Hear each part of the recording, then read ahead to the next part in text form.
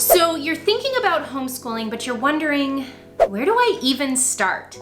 In last week's video that you can watch here afterwards, I shared what it's like in a day in the life of a homeschooling mom of two.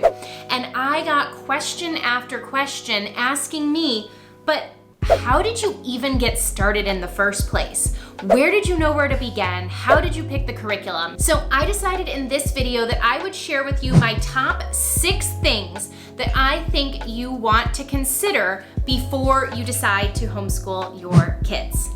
So number 1, and I think this is the most important, and this has been the thing that's been the most difficult for me to really understand in our homeschool home, and that is setting realistic expectations for both me and my kids.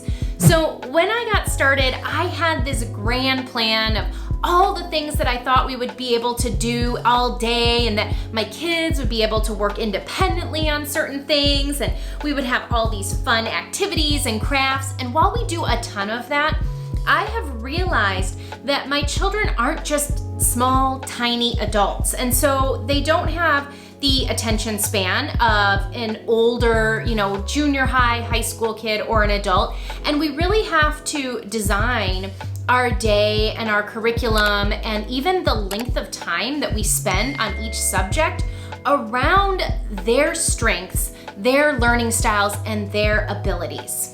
So knowing that my youngest daughter, Ellie, is 6 years old, it means that when we're doing our math, we can't always get through all of the workbook pages with the lesson that I want to cover. And so I've redesigned my homeschool expectations. Instead of saying that we have to complete a certain assignment every day, we're doing things in lengths of time. So as long as we're getting a certain amount of focused time devoted to math and language arts and reading and writing, I feel really good about what we're accomplishing for the day. But it's different for my older daughter, Lucy, who's age 9, and she might actually have to work a bit longer because there's more that she needs to be covering. There's more reading, there's more writing, the math is more complex, and I have to spend a bit more time working directly with her on some of those subjects. So taking a look at really where are your children's strengths and where are you going to need to be really realistic with your expectations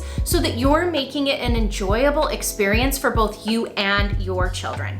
So number 1 is going to help you realize whether or not homeschooling is even going to be a good fit for your family in the first place.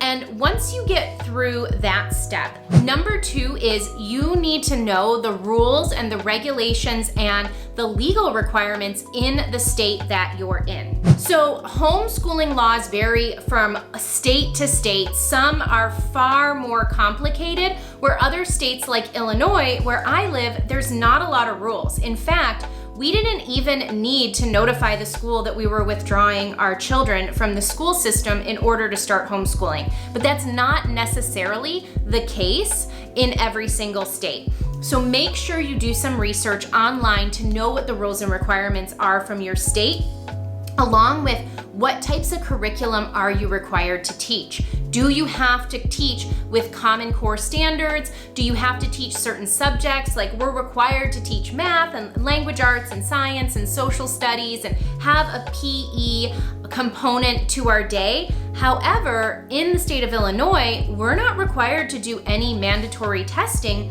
for our home school.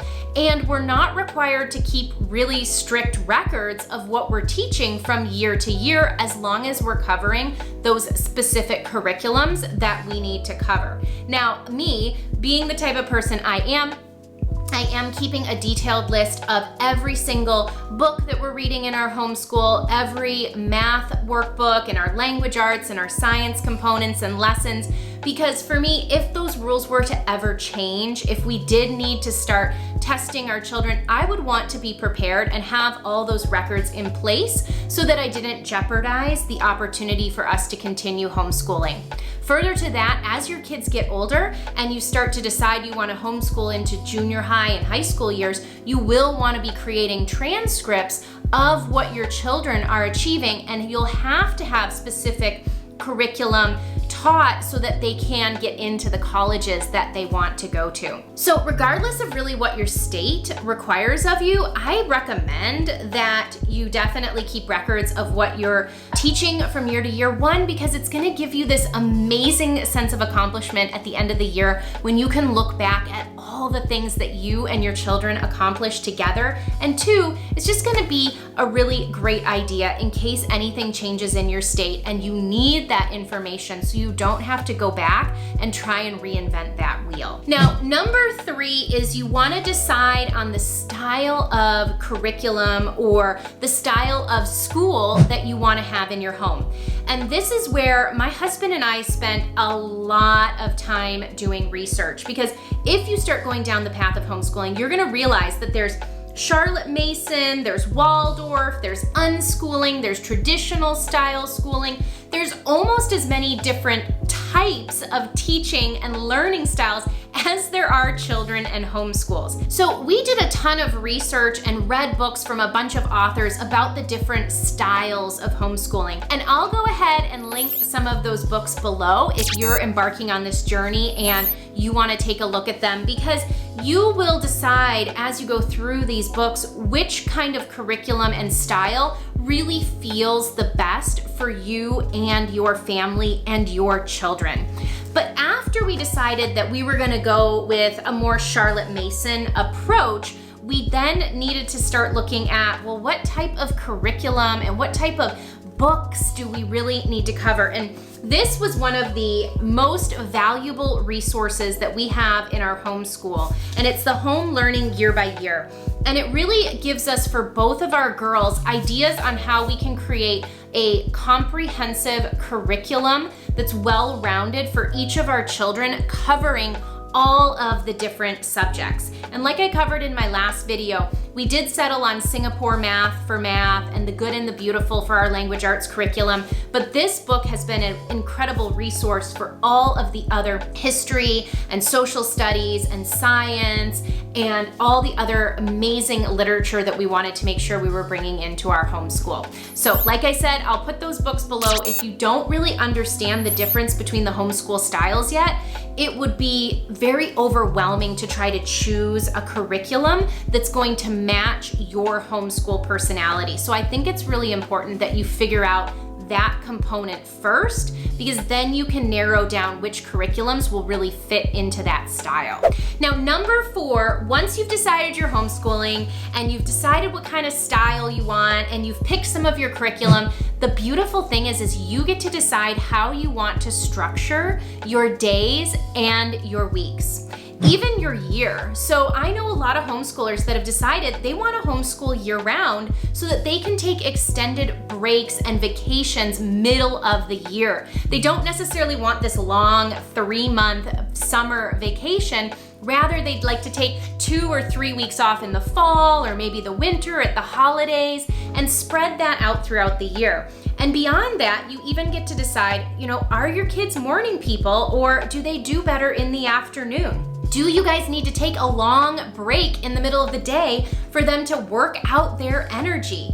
For instance, in our homeschool, in our home, every single Friday is Field Trip Friday. And so we know that we have something fun and exciting and active to look forward to every Friday, and it really helps keep the momentum going through the rest of the week.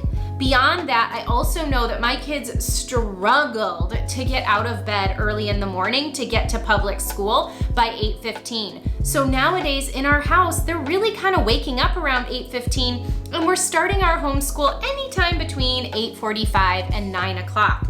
And we typically finish before lunch so that after lunch, we can either go out and do activities with friends, or we can go into nature and play in the woods, or we go to our homeschool co-op so that the kids get to be with a wide variety of other children and have a wonderful, rich life. Now, number 5, and this has been probably the hardest thing for me, and that's to be flexible. I'm a pretty rigid and organized person. I hate to say it, but it's true. And I really love to cross things off my list and to make sure that we're getting everything done that we need to get done. And in the world, in our homeschool, and in life, it just doesn't always work that way. And so I've had to learn to be flexible. There's days when my kids are just tired from the weekend, or they're just not focused, and we're not gonna be able to get through certain subjects that day because they're not gonna be able to give me their best quality attention, and it really isn't even gonna be worthwhile if I try to push them through it. So I've learned to be flexible. I've learned that we can stretch out math lessons if it's new, challenging material. I've learned that we can do some catch-up work on the weekends if we need to, because we just wanted to go and have fun one afternoon and eat ice cream. And I've learned that that flexibility has really made my children show up to our school and to their learning excited and motivated and interested in what they're doing each and every day. And last but not least, number 6 is make it magical. And you can see behind me that right now we're studying the human body, and instead of just reading about it in a textbook, we're making life-size representations of the human body. We like to go out and do field trips and get out with other kids, be outside in nature, dive in deep to things they're interested in, do cooking and baking at home, make a Halloween haunted house on a random Tuesday morning. We just are making it magical because learning is going to happen everywhere. Your kids are like little sponges, and they're going to absorb everything that you are sharing with them. So allow it to be magical. Go down the rabbit hole with something they're really interested in, even if it means that you miss out on your math subject for that day. You can always pick it up tomorrow. And this is an amazing opportunity for you to have a time in your life with your kids that you'll never get back, but they will always, always remember. And just know, if you're considering homeschooling and you're wondering, is this really something I can do? It absolutely is. You are your children's best teacher. You were their first teacher. You know them and you love them more than anybody else possibly can. You taught them everything they needed to learn in their first few years of life. You're more than capable, and you can do this. I'll see you in the next video.